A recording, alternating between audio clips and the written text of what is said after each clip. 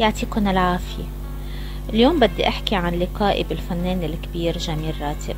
هذا الفنان اللي من أنا وصغيرة كنت بحلم إني التقي فيه.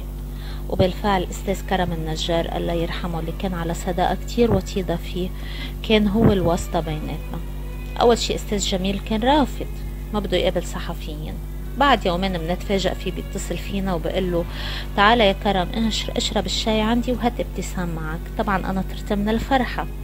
كان أستاذ جميل جاري بالزمالك. طلعنا وبعد 3 ساعة على القد داب الجليد اللي بيناتنا وصرنا كتير أصدقاء. طبعا توالت الزيارات وكان عرابة مرافقه لأستاذ جميل هاني التهامي يلي بخصه بالشكر وبوجه له كل التحيات، يلي هو مثال للوفاء، لأنه على مدار 23 سنة كان مرافقه لأستاذ جميل سواء بباريس أو أي دولة بالعالم، وحتى بلبنان بمصر، إلى أن وافته المنية بالقاهرة. المهم صرت دايما التقي بجميل راتب. يوم بعد يوم اطلع لعنده، كل ما سافر على مصر اتعمد انه زوره. بلغونتي بالاوتيل بطل على بلغونته بالشقة، نشاور لبعض. وخبرني كتير أسرار، خبرني كيف عائلته الأرستقراطية كانت تمنع دخوله لعمل الفن، كيف وقف بوجهه نتحدى العائلة. بعد سنوات والده السيد أبو بكر هو اللي وافق أنه ابنه يكون نجم.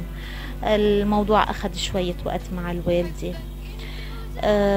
اللي اكتشفته بهالقامة والكيمة أنه جواته قلب طفل صغير.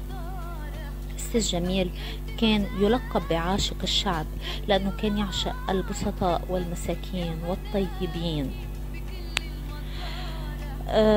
آخر مرة شفته فيها كان راجع من عند الدكتور وكان على وجهه مبين التعب، كان على كرسي العجل وكان هاني معه.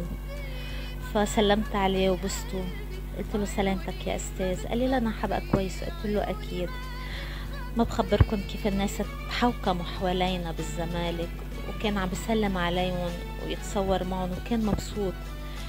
ما بعرف ليش حسيت انه كأنه كان عم بيودعهم، يعني تحمل على نفسه ضل معهم رغم انه التعب كان بادي عليه. وكان هذا اخر لقاء بينه وبين الشعب يلي عاشوه. وبعد كم يوم رحل عن عالمنا جميل راتب بدون ضجيج، بدون همبوجات اعلامية، بدون جنازة إلى طني ورمي، مثل ما كان بحب وبيتمنى. الله يرحم جميل راتب ويكون مسكنه الجنة.